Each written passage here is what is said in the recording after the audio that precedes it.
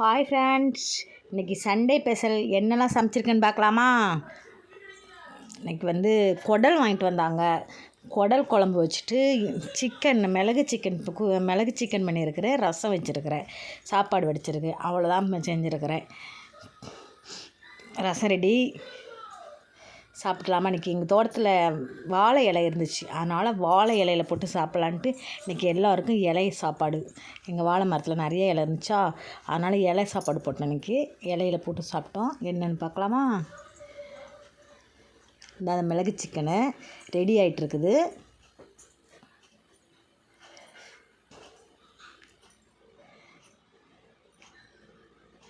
சாப்பாடு,